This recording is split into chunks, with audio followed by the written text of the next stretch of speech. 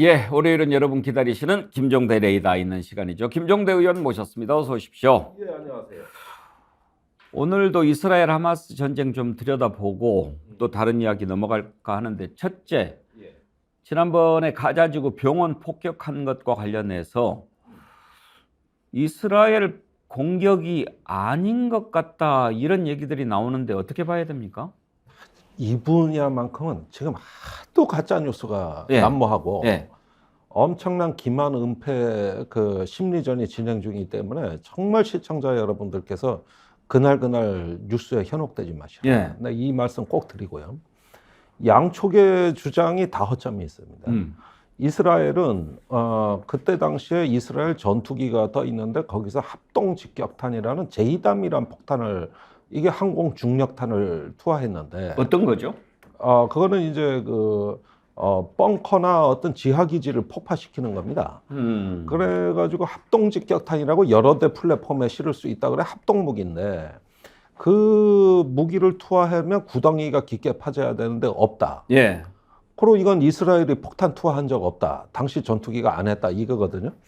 그래서 제가 이스라엘 무기를 다 뒤져봤어요.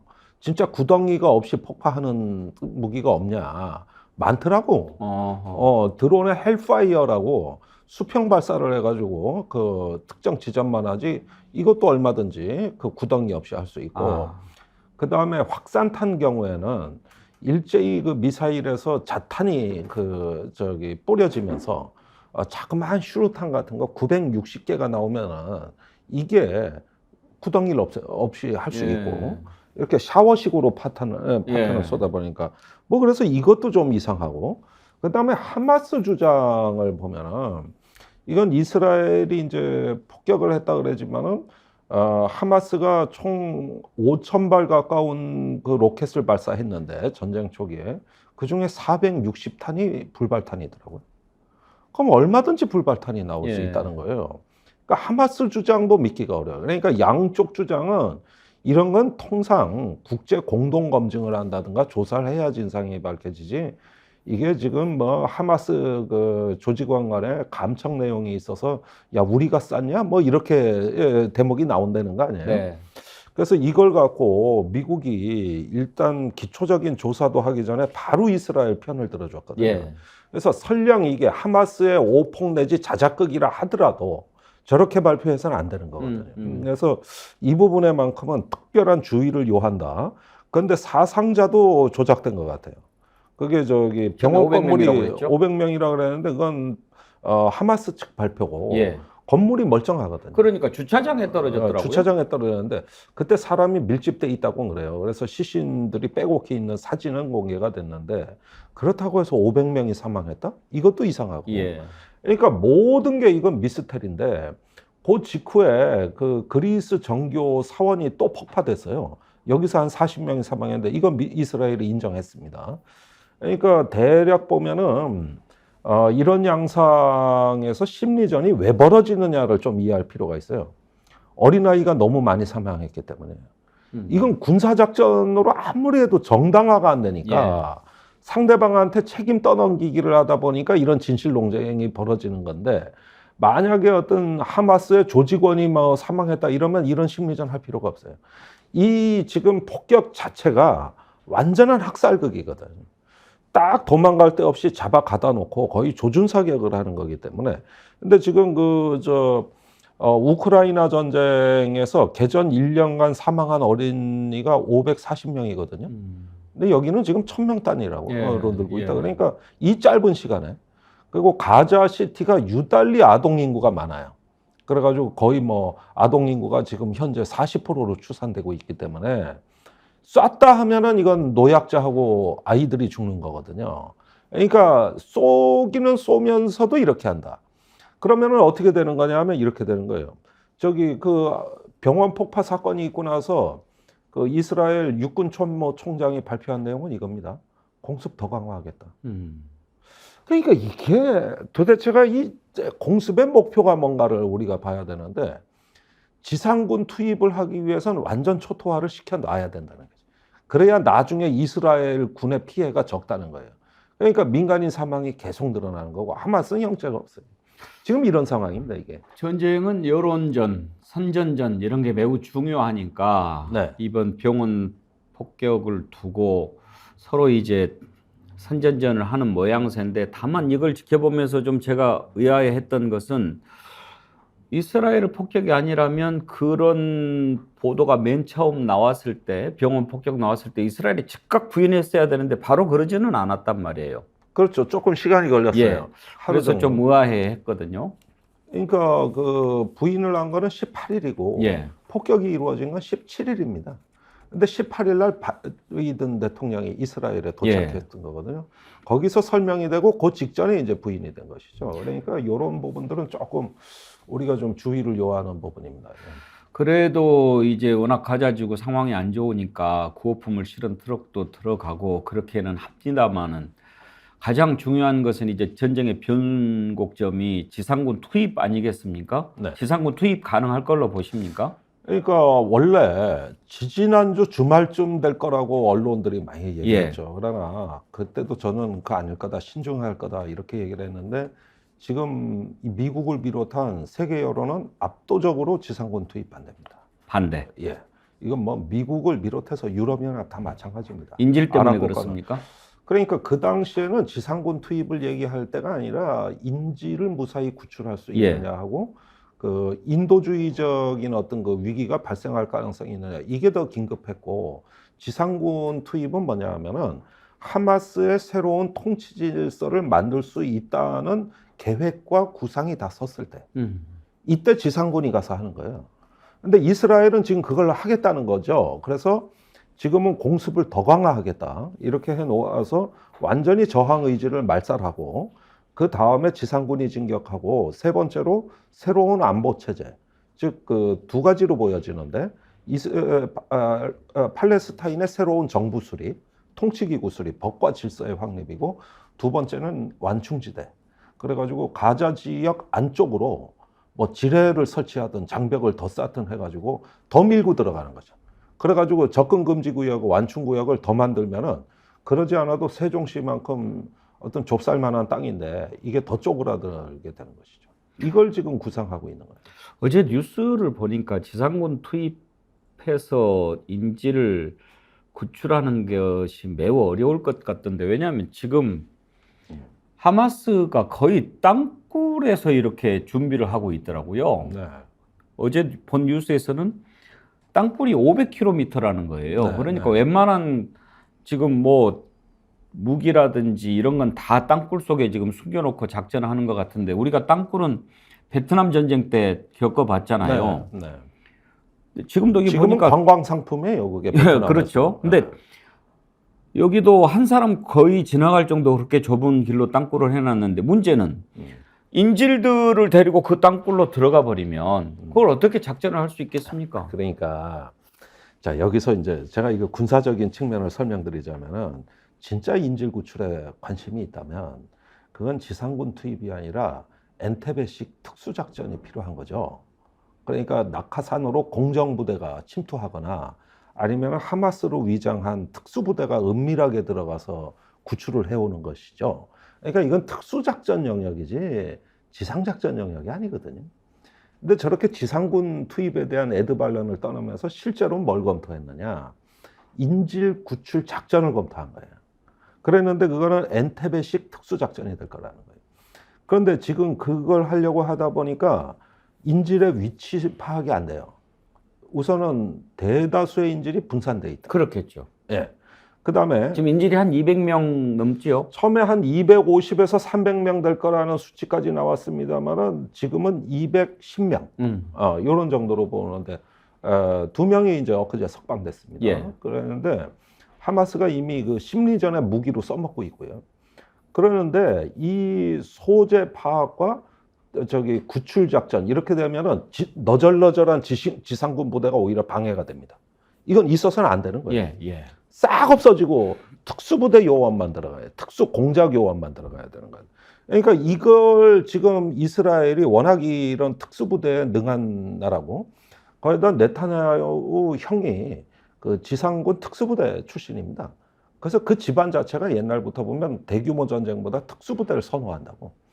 그러면 하려면 벌써 했었어야 돼요. 이건 벌써 끝났어야 될 작전입니다. 그런데 왜 못할까요?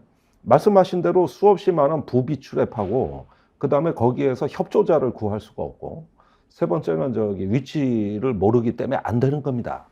그래서 이 특수작전이 안 된다. 아니, 자꾸 지상작전만 얘기하는데 그 지상작전은 이미 인질 사태가 가장 악몽의 시나리오로 갔을 때 그걸 이미 가정으로 한 거예요. 그래가지고 이스라엘의 지금 입장은 인질 협상을 하마스하고 안 하겠다는 거예요. 예. 만약에 인질이 급하다면 특수작전도 그럼 아니라면 뭘 해야 되느냐? 잠시 휴전하고 협상해야죠. 그런데 그것이 아니라 더 공습하지 않습니까? 이건 거의 인질 포기한 상황에서나 있을 법한 일이에요, 지금.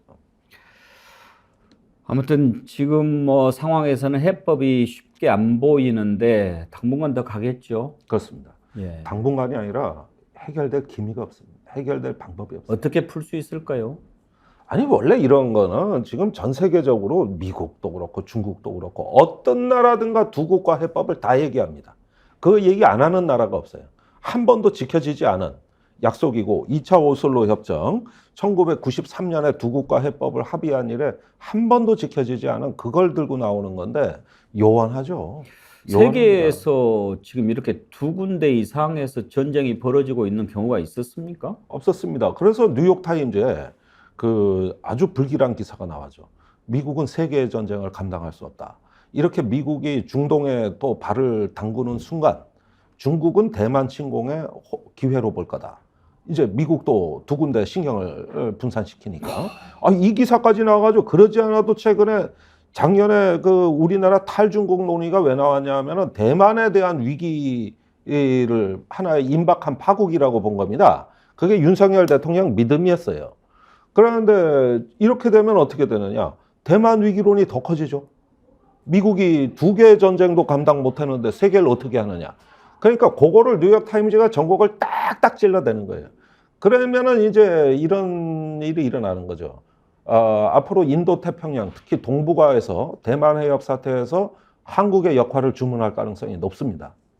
그 힘의 공백을 한국, 일본이 메워야 되는 거죠. 이렇게 되니까 지금 그러지 않아도 제가 굉장히 수상하게 보는데 이 정부의 안보 정책이 동맹 정책에 큰 변화가 예견된다.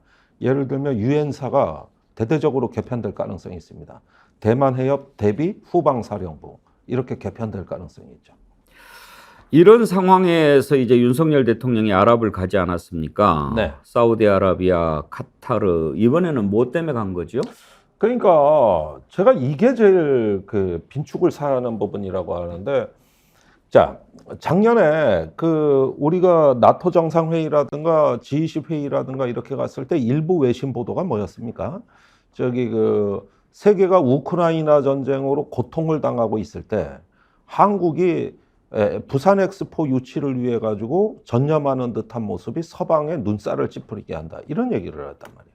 근데 지금 이스라엘 팔레스타인 전쟁으로 세계가 극심한 우려와 고통에 놓여 있는 이때 굳이 카타르, 사우디를 방문해 가지고 지금 얘기하고 있는 게 뭐냐 하면은 원유 에너지 협력, 전기차, 바이오, 수소 요런 어떤 그 양해각서를 약 40여 건 체결한 거.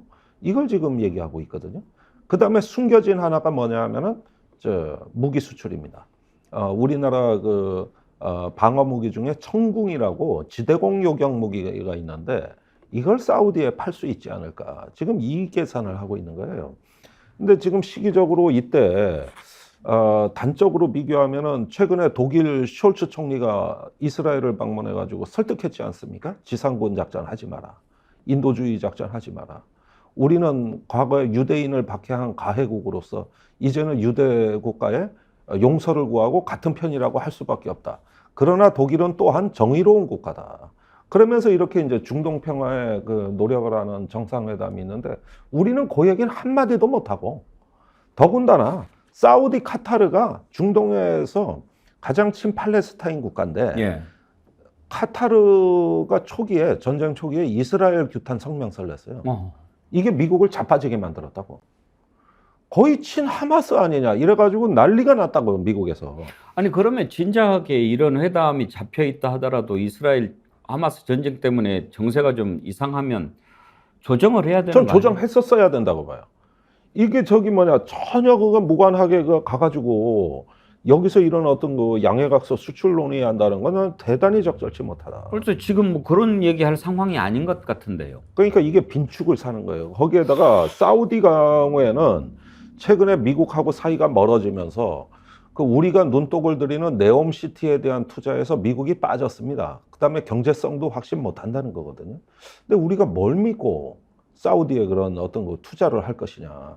지금 이번에 오라고 굉장히 독촉을 한 거는 사우디 측이에요. 예. 투자를 받으려는 거예요. 지금 여기 언론 기사는 다 투자 유치를 예. 받아왔다 그러는데 이건 다 저기 일종의 그 저기 보도 이렇게 자료에 현혹된 거죠. 예, 끼워 넣기 하는 거고. 지난번에 빈살만 우리나라 오지 않았습니까? 맞죠. 그래가지고 무슨 뭐 거대한 도시 만든다고 하는데. 네옴시티. 예. 그거는 그때 기업인들을 초청한 거는 네옴시티에 투자를 해달라는 거예요. 그렇죠. 그러니까 지금 이 얘기가 안 나오는데 사우디가 왜 절박하게 한국을 요구했겠냐는 거예요.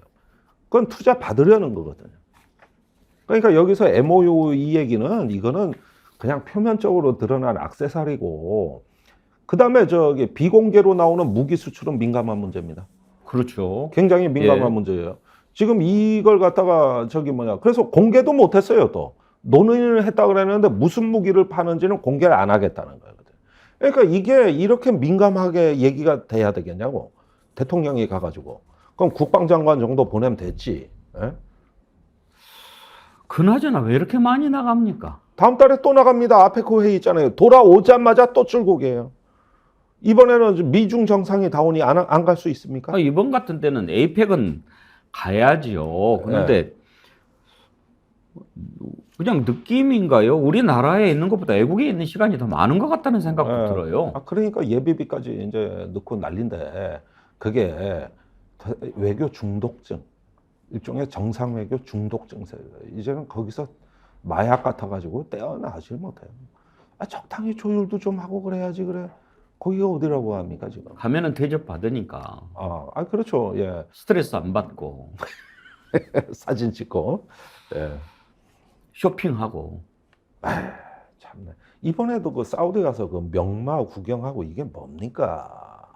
그 유적지 가가지고 칼춤 구경하고 그다음에 저기 사우디산 그 아랍의 명마라고 그거 김건희 여사가 사진에 많이 보이던데 이게 뭡니까 지금 이게 말 구경하러 거기까지 가야 됩니까 그래?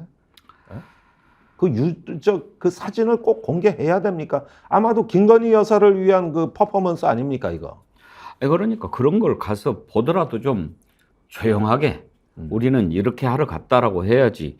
그걸 뭐 자랑할 거라고 내 보내냐 이거예요. 그러니까 그리고 말 보고 아주 껌뻑 죽던데 그럴 정신이 있다는 게 신기해요. 그럴 정신이 있다는 게. 그리고 중동 평화에 대해 한마디도 못 하잖아. 한마디도. 저기 뭐냐 그 중동의 평화에 대해서 글로벌 중추국가라 그러면 한마디는 했어야 될 거 아니에요. 즉각적인 휴전을 하라든가 뭔가 인도주의 위기를 막자든가 뭐 한 말이라도 해야 될 거 아니에요. 말구경해요. 말구경. 말을 맙시다. 다른 얘기 하지요. 국민의힘에서 오늘 혁신위원장 발표를 했는데 인용환 교수를 혁신위원장 친구예요. 발탁했잖아요. 그래요? 네, 술 말술이에요 거기. 어. 연희동에서 만나요 우리. 만나보시면 어때요? 털털하고 소탈하고 리버럴하고. 예. 근데 최근에 이제 뭐 조금 건강 문제로 요즘은 술을 자제하고 있었어요. 술을 잘합니까? 이제 완전히 꽐라돼 있으면 또 먹으러 가자 그러니까 오. 이번에는 또 맥주 먹으러 가자고. 그렇구나. 아마 윤 대통령하고 술 친구하기 딱 좋은 혁신. 그래서 친해졌나요? 예. 그다음에 이제 전라도 사람이라서 예. 말이 이제 전라도 사투리가 굉장히 많고. 음. 그다음에 이제 리버럴이고 북한에 대해서 협력주의자, 예. 하해주의자. 우리 김 그래서- 의원님하고 술 친구시구나. 그 북한 문제나 들을 게 많거든요. 예. 그래서 그 박근혜 대통령 그 서술표를 할 때도 북의 의료 지원을 관철시켜낸 아주 뚝심 있고, 그 다음에 또 국방부 병영문화위원회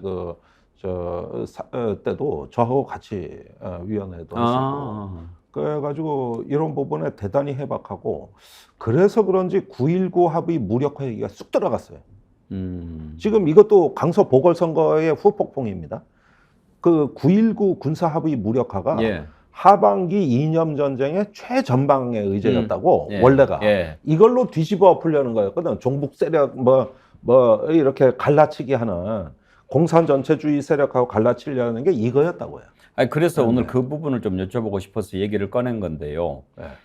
인요한 교수는 이제 뭐 지금 뭐 호남 출신이고 김대중 대통령 존경했고 5.18 때 통역했고 이런 걸 떠나서 지금 이제 박근혜 정부 때부터 보수 쪽하고 이렇게 행보를 같이 하는 그런 모습을 보이지 않습니까? 네.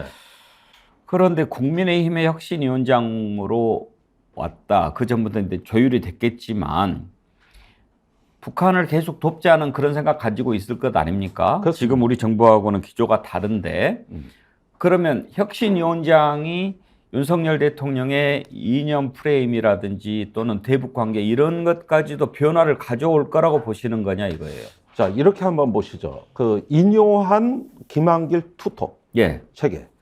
여기에서 일단 대통령의 이념 지형을 재구성해주는 역할을 맡는다. 그 다음에 저기 당의 공천 문제라든가 뭐 이런 어떤 그 국힘은 아무리 인요한이라도 개혁 못한다. 그러면은 지금은 뭐냐면 대통령이 소모적 이념 논쟁이라고 했는데 그것에 대한 어떤 대안 세력으로 리버럴이 등장해서 일정 정도 대통령의 이념 지형을 구성하고 새로운 인재 영입 쪽에 그 역할을 하고 심지어는 신당 창당의 전위대까지 노릇을 해주고 만약에 그 플랜이 있다면 저는 있다고 봐요. 예. 이게 바로 신한국당 모델의 이제 신당을 깊이 들여다볼 거라고. 국민의힘 갖고 되겠냐 이 얘기가 나온단 말이에요. 그러면은 요 인요한 김한길은 일종의 어떤 청산 세력, 그 기존의 어떤 국민의힘에 대한 청산 세력의 한 축을 구성해 가지고 여기서 이제 MB 계열이라든가 그 지금 어떤 윤석열 정부의 윤핵관 신주류 축에 대척되는 지점에 그 하나의 어떤 균형추 노릇을 할 가능성이 있습니다. 그래서 이쪽으로 이제 무게를 두고 대통령은 이제 양날의 칼을 갖게 되는 건데 이게 박근혜 대통령이 그 2012년 대선 때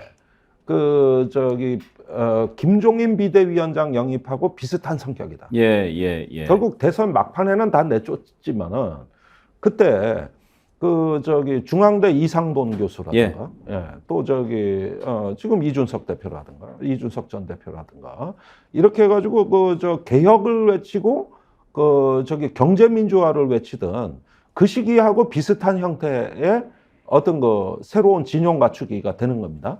그래가지고 그때 자유한국당 내 수구 세력들하고 일종의 어떤 균형추 역할을 하게 해서 이 시소를 평평하게 만들었거든요. 지금 그런 기획에 이제 김한길, 인요한 두 톱이 될 거다. 그리고 인요한 교수가 그런 면에서 유달리 좀 에너자이틱하다. 그래서 제가 보기에는 무언가 인요한은 자기 식대로 끌고 나가려고 할 겁니다. 이 사람이 어디 가가지고 일회용 반창고 노릇할 인물이 아니에요. 절대 그런 인물이 아니라고. 어쩜 저한테 연락 올 수도 있어요. 도와달라고. 제가 뭐 신중해야 되겠지만. 그럴 수도 있어요. 좀 기대를 갖습니까? 인요한 교수 주변에 내가 아는 진보적 인사들이 많아요. 주로 우리가 술 친구가 그렇게 해서 이루어지거든요. 김한길 위원장이 뒤에 있다고 그러던데. 그러니까. 그런데 바로 여기가 이제 보수 정당 내 리버럴 그룹이다.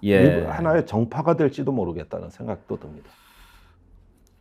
그러면 윤석열 대통령 그림 속에 들어있다고 보십니까? 그러니까 그건 박근혜 대통령이 김종인 비대위원장 단물은 다 빼먹었잖아요. 그리고 그때 팽당한 사람이 7명이 있어요. 그 7명이 롯데 호텔에 가서 왜 박근혜 대통령 공부시킨 사람들이거든. 그 중에 막내가 이준석이었다고. 그리고 제일 위에가 이제 김종인, 그 다음이 나중에 민주당으로 온 이수혁. 국회의원하고 주미대사 같던 양반. 요분들이 다 그 안에 들어있었어요. 그러니까 지금 이제 7인회가 될지 8인회가 뭐 될지 비슷한 게 생기는 거죠. 거기서 이제 이준석도 포용하자는 주장은 하겠지. 조금 때는 늦었지만. 그러면서 이제 당내 이준석 유에 정치인도 포섭하자는 주장도 할 가능성이 높고, 그러면 혁신위원회 그쪽 사람들이 들어갈 가능성이 있습니다. 아무래도 예. 인요한 혁신위원장 임명에 대해 천하람 순천 당협위원장이 저렇게 목소리를 키우는 이유도 제가 보기에는 무언가 불가분의 관련이 있다고 보는 겁니다. 근데 천하람 위원장 말 들어보면 그렇게 찬성하는 것 같지는 않더라고요. 관심이 있을 거예요. 봅시다. 근데 출마 지역은 서로 겹치지 않으니까 예. 인요한 교수는 서대문 얘기가 나오니까 앞으로 어떻게 할 것인지 한번 봅시다. 또 이제 오늘 등장하면 다음엔 이번 주에는 목요일 날 나오신다고요? 네. 예, 목요일 날 나와서 좀 들려주십시오. 알겠습니다. 예, 김종대 의원과 김종대 레이더 진행했습니다.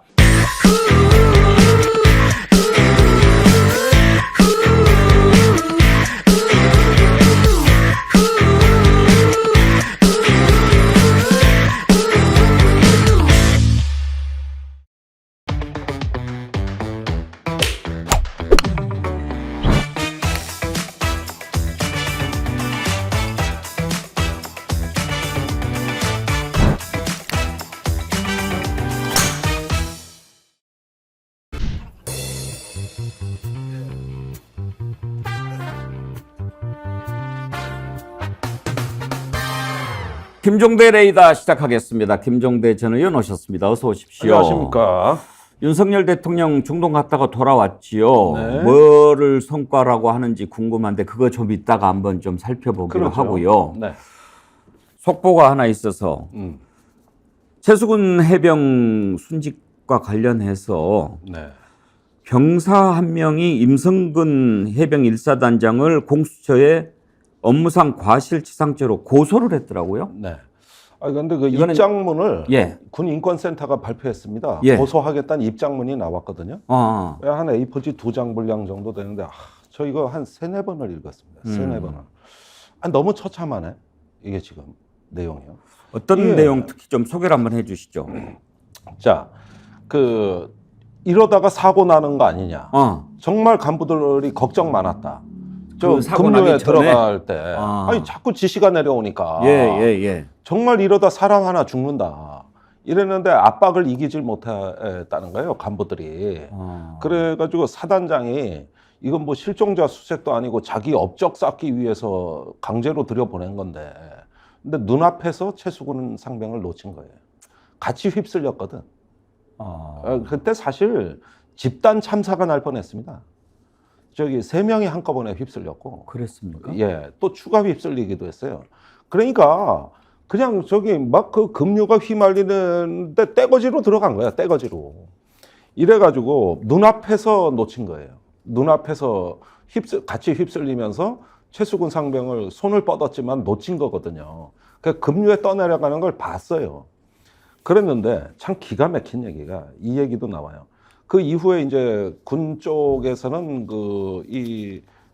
생존자들에 가지고 심리 치료와 상담을 권유했거든요. 근데 거부했다는 거예요. 왜냐? 이 대목이 나와요.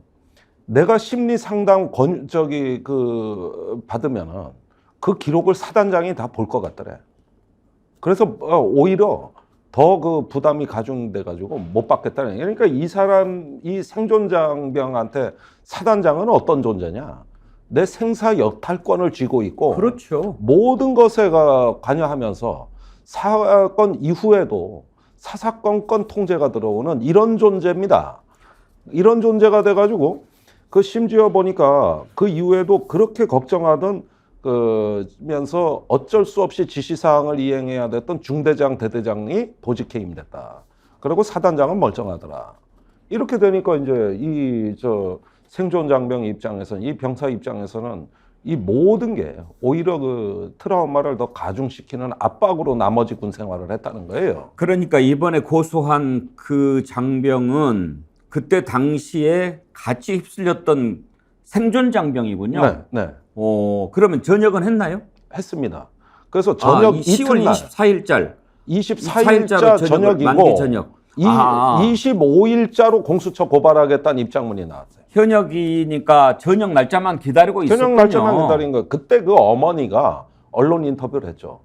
계속 아이한테서 전화가 오는데 엄마 수근이가 내 앞에서 떠내려갔어. 어허. 이렇게 이야기를 엄마한테서 그 엄마를 통해 가지고 그동안의 입장을 언론에 냈고 그 다음에 이제 10월 24일 날 전역을 하니까 이제는 됐다. 25일부터 이제 공수처에 고소가 들어가겠다고 입장문을 내놓은 겁니다. 그게 어제 나온 거예요. 그러면 지금 이 고소한 전 장병이 이렇게 고소 배경을 설명했네요. 사고 당사자로서 사고의 전말을 잘 알고 있는 사람으로서 그냥 지나치기가 어려웠다. 제가 할 수 있는 일을 해야겠다고 결심한 이유. 이렇게 하지 않았습니까? 네. 그러면 이건 누가 봐도 이렇게 무리한 작전 지시를 내린 사단장한테 책임이 있다라고 해서 고소를 했고 누가 봐도 그게 합당한데 박정훈 수사단장이 그렇게 해서 기소 의견으로 한 거 아닙니까? 그렇습니다. 그런데 그걸 뒤바꿨는데 오히려 벌을 받아야 할 사람을 살려놓고 상을 줘야 될 사람을 벌 준 결과가 된 거 아닙니까? 진실 은폐의 이 동기를 갖고 있다 보니까 진실을 찾는 사람들을 제거해버리는 겁니다. 그게 대표적으로 박정훈 대령에 대한 외압이고 또 지금의 항명 수사입니다. 그런데 이 입장문은 꼭 한번 우리 시청자들께 제가 읽어보라고 권유하고 싶은 게 그 뒤에 정치인들 와서 연결식 때 사진 찍느라고 비 맞고 있는 해병대 병사한테 우산 들어달라고 하질 않나. 유족들 사이를 비집고 들어가 사진 찍질 않나. 온갖 추태가 여기다 묘사가 돼 있어요. 그러면서 사단장 보호하기로 갔어요. 그때 온 조문 온 국민의힘 그 의원들이 지금 사단장 비호하는 세력입니다. 그래가지고 제가 TV 토론에도 많이 나갔지만 사단장을 왜 처벌해야 되냐고 화를 버럭버럭 냅니다. 지금도. 제가 몇 번 TV 토론에서 겪었습니다. 그러니까 이 짓거리를 하고 있었던 이게 병사의 눈에 어떻게 비춰졌는가. 이 생생한 스토리를 한번 보시라는 거예요. 내가 긴 말을 할 필요가 없이 그게 가장 설득력이 있고 그 다음에 제가 한 가지 더 여기서 공개할 사안이 있습니다. 예. 네. 포항지청이 수상합니다. 대구지검 산하에 예. 포항지청이 아주 수상해요. 예. 검사가 9명인 작은 지청이니까. 예, 지청인데 여기에서 검사들이 경북경찰청에 박정훈 대령이 사건 이첩도 하기 전에 9번 전화했어요. 사건 기록 좀 보자고. 지청에서 검사 둘이. 예. 요거 다 불법입니다. 그러면 왜 그랬을까? 한 가지 실마리가 되는 게 최근에 그러니까 검찰 검찰에 인사가 있었어요. 송치하기 전에 이미 지청에서 경찰에 전화를 했다는 말씀입니까? 이렇게 된 겁니다. 박정훈 대령이 해병대 수사단이 수사해가지고 수사 결과를 이제 상부복을 하고 예. 장관 결재를 받아 경북경찰청에 이첩하잖아요. 예. 경북경찰청에 이첩하기 전에 다시 말해서 국방장관한테 이첩하겠다고 결재받은 게 7월 30날이거든요. 예. 24일부터 전화가 왔다. 그리고 이첩을 하기로 결정한 28일 날 이때는 이제 해병대 수사단장이 해병대 사령관하고 해군 참모총장한테 수사 결과를 보고한 게 28일인데 그날 4차례 5차례 전화가 왔다. 그러니까 포항지검은 이 사건의 그 진행 방향을 수사 단계부터 예의주시하고 끊임없이 촉수를 뻗쳐왔는데 최근에 검찰 인사가 났단 말이에요. 아니 경찰이 하는 일을 검사가 그것도 초동 수사 단계에서 왜 기록 보자마자 이거 다 불법적인 거예요. 그 전화를 어디로 했느냐? 해군본부 검찰단으로 한 거예요. 그래가지고 해군본부도 모르는 일을 먼저 포항지청이 알고 손을 쓴 건데 최근에 조주연이라고 대검의 반부패 2부장 부장검사 조주연이 예. 여기에 최근에 포항지청 검사로 왔어요. 반부패 2부 부장이. 예. 그랬는데 파격적 인사입니다. 왜 그러냐? 이분은 이미 정읍에서 지청장을 역임하고 대검으로 가서 반부패 2부 부장검사를 하신 분이에요. 근데 거기 지청장으로 간 거예요? 또 지청장으로 와. 이런 인사는 없어. 그런데 지금 포항지청에서 무슨 일이 벌어지고 있는 거예요? 이 사람이 왜 지청장을 와? 이 사람은 어디 영전에서 좋은 자리를 가야 되는데 좌천이 아니거든요. 그랬는데 이 포항지검 검사들이 조직적으로 움직였단 말이에요. 여태까지 이 사건에 대해서 정보 수집을 하려고.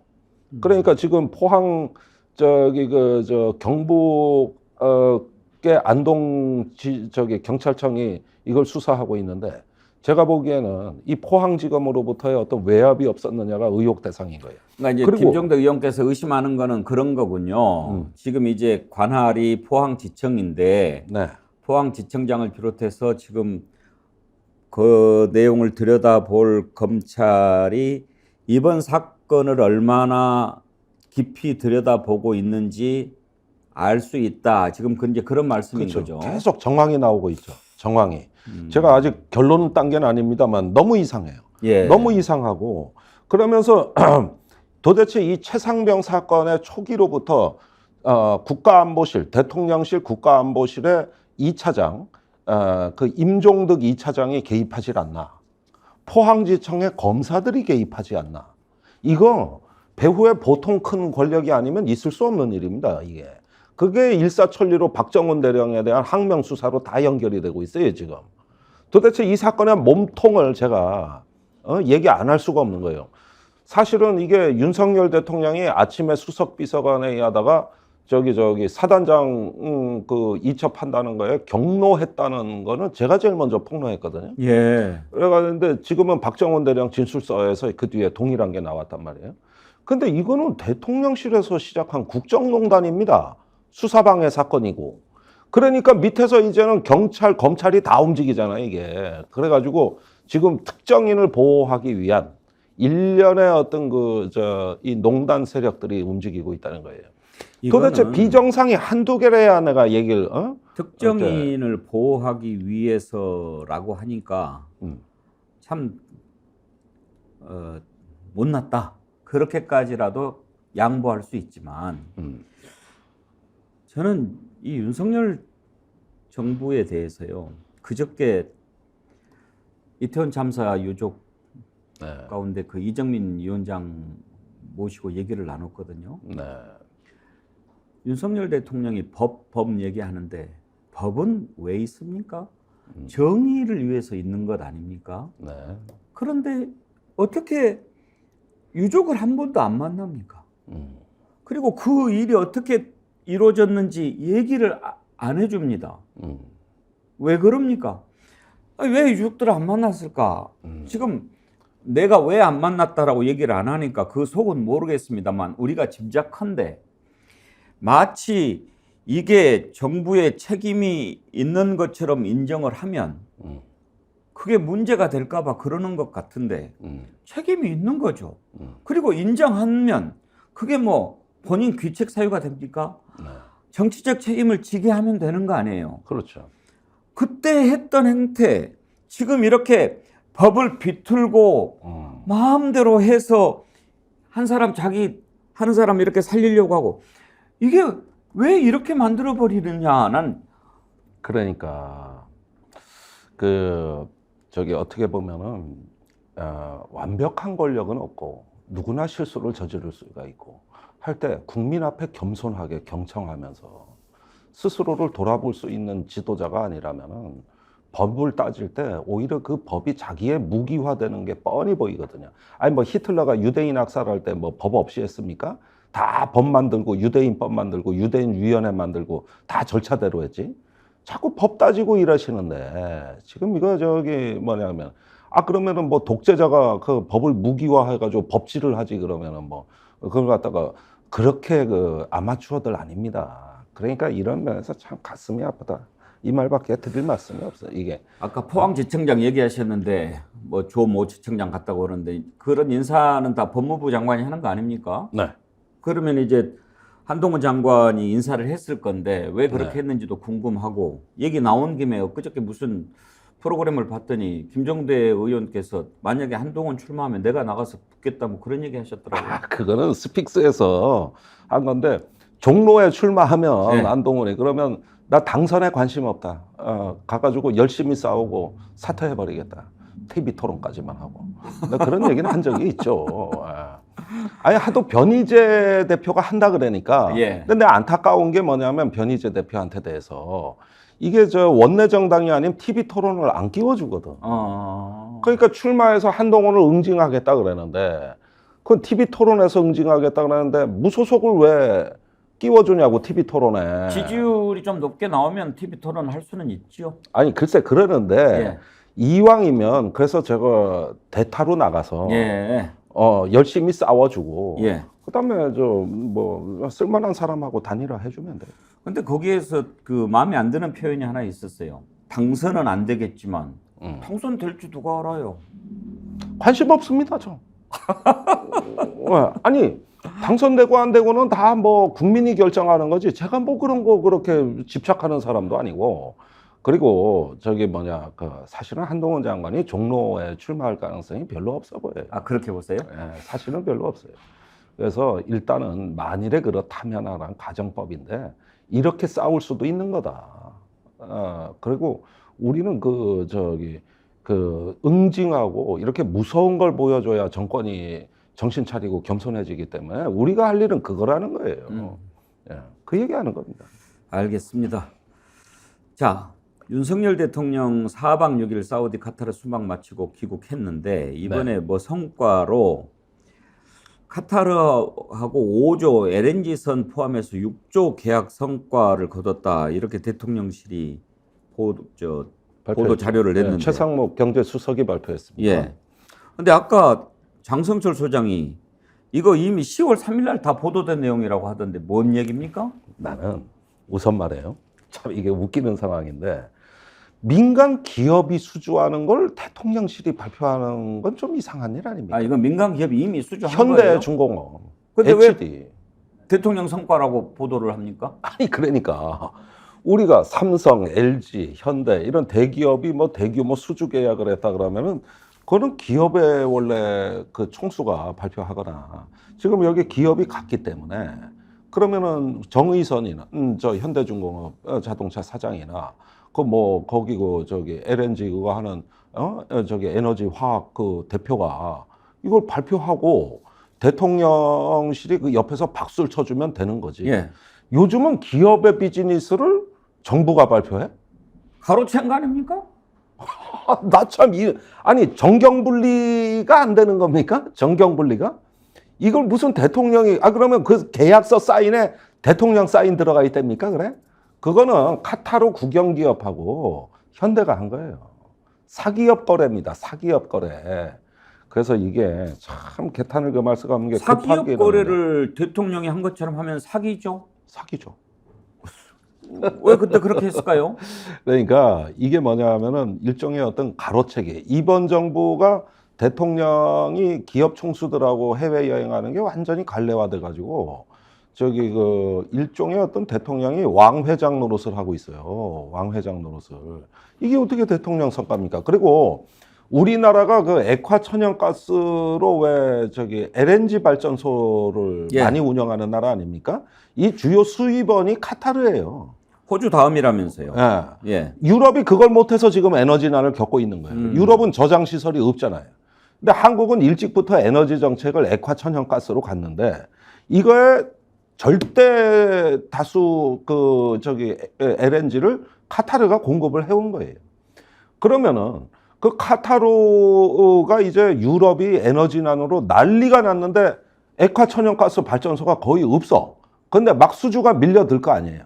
그러면은 그게 우리 기업한테는 운반선, 운반 선박을 만드는 기회 공간이 열린 겁니다.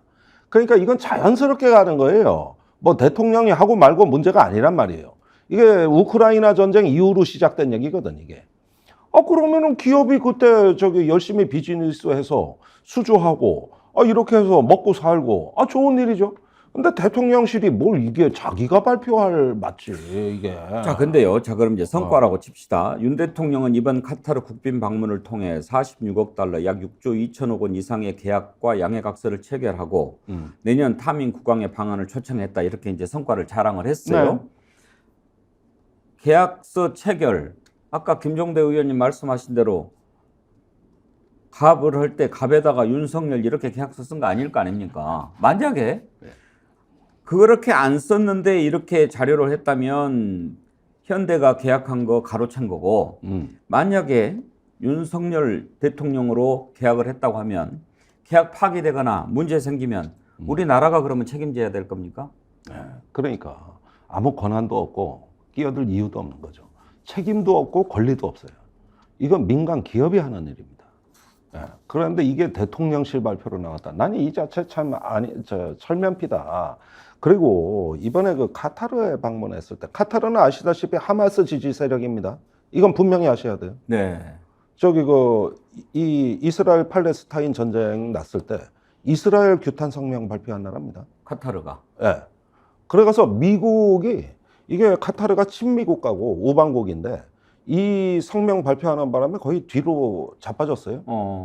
거기에 이제 알자지라 방송이 카타르 언론 아닙니까? 예. 그런데 이게 국영 언론으로 출범했다가 독립했는데 우리가 알자지라를 통해서 균형 잡힌 시각을 많이 봤다고. 신선한 뉴스를. 근데 서구의 미국의 의심은 뭐냐면 점점 기사의 논조가 반유대주의, 예. 반미주의로 흐르고 있다는 거예요. 예. 지금 이 나라 어떻게 될지 몰라요. 그래가지고 지금 블링컨 장관이 급히 카타르를 저번에 간 거예요. 너무 이상해진 거야, 이 나라가. 그리고 미국 말 안 들어요. 그러니까 요즘 사우디, 카타르가 대표적으로 미국 말 안 듣는 두 나라입니다. 그런데 여기서 이제 한국한테 기회가 왔다 그러면서 방산 수출을 하러 간 건데, 이번에 LNG 선박이라든가 네옴시티라든가 이런 것들은 다 미끼 상품입니다. 예.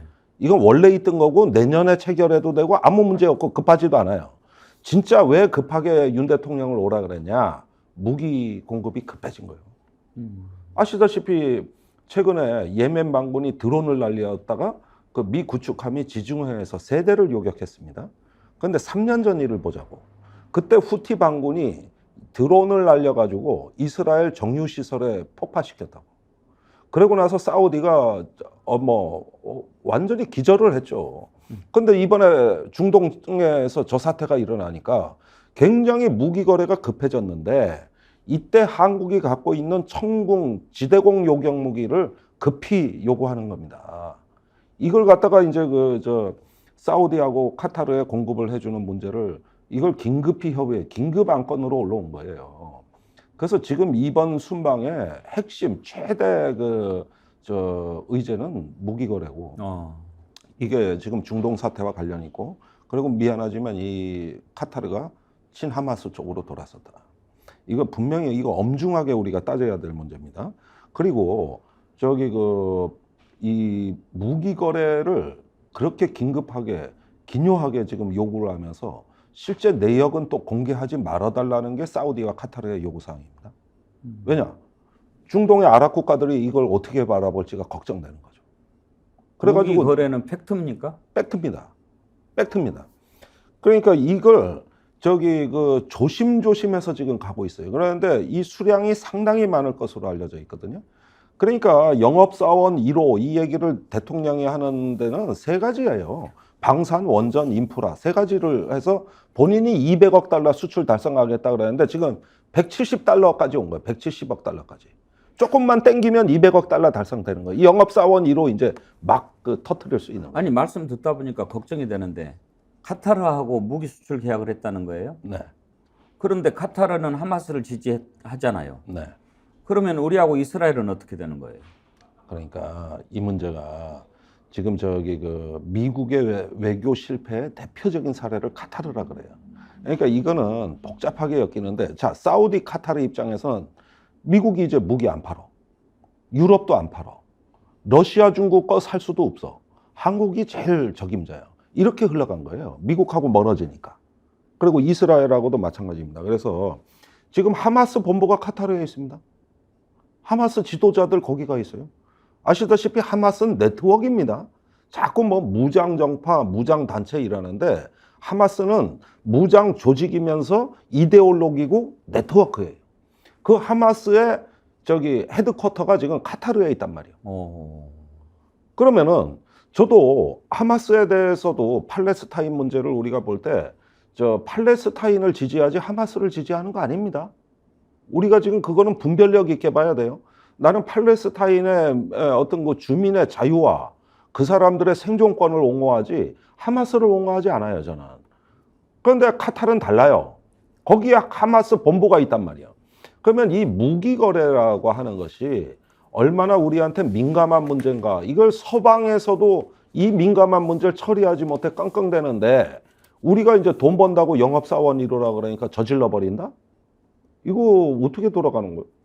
그러면 김종대 의원님 보시기에 이번에 사우디, 카타르 순방은 미뤘거나 취소했어야 한다고 생각하십니까? 저는 중동 사태가 국제협력에 의해서 평화회담이 열리고 중동의 안보를 위한 어떤 아랍과 팔레스타인, 이스라엘의 안보를 위한 평화회담 정도는 열렸어야 됐다. 그리고 그게 지금 더 급하다. 그런데 미국은 그거 할 생각 안 하고 이스라엘에 무기 공급할 생각만 하고 있다. 왜 요때 가냐? 그리고 저기 오늘 언론에 다 나왔죠. 미 국무부의 젊은 외교관이 미 국무부 군축국에서 10년을 근무하던 그 젊은 촉망받는 엘리트 외교관이 미국의 무분별할 이스라엘 무기 지원에 정식 항의하며 사표를 내던졌다고 워싱턴 포스트에 나왔고 그 사람이 직접 워싱턴 포스트에 기고를 했어요.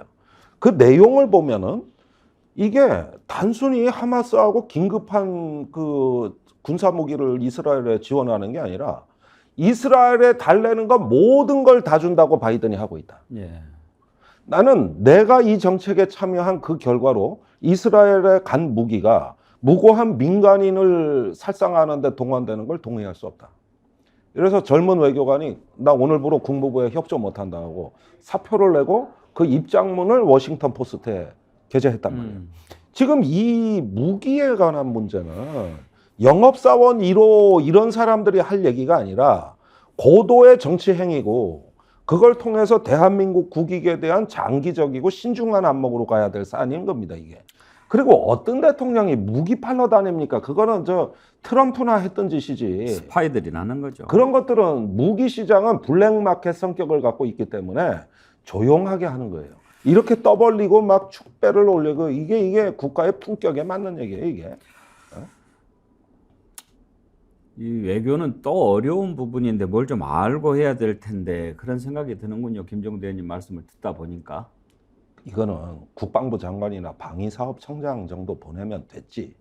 그리고 대통령실에서는 이 전후의 효과를 신중하게 검토하고 NSC 회의를 열어 검토해야지.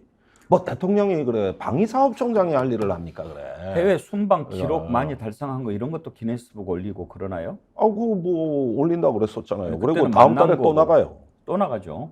에이펙 있잖아요. 에이펙. 이 샌프란시스코에 11월에서 에이펙 열리잖아요. 또 나가요. 오자마자 나가야 돼요. 오자마자. 그때는 성과를 거두겠죠. 그때는 미중 정상이 다 올 걸로 지금 예상되기 때문에 사실은 그 앞에 가서 대한민국의 당당한 외교가 과연 그리고 국제 공공재 평화를 위한 우리 저기 어떤 그 품격 높은 외교가 나오냐 그랬는데 이번 건은 천민 자본주의 외교입니다. 오늘은 여기까지 하죠. 아 그래요? 자꾸 예. 나오는데 시간이 다 됐어요.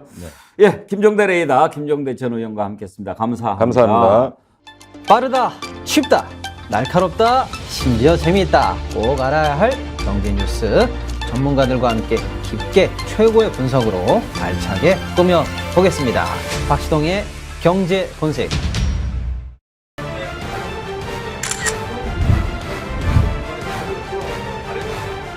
뉴스는 가시 돋친 생선과 같습니다. 잘 발라 드셔야 됩니다. 제가 발라드리겠습니다. 노정면의 뉴발.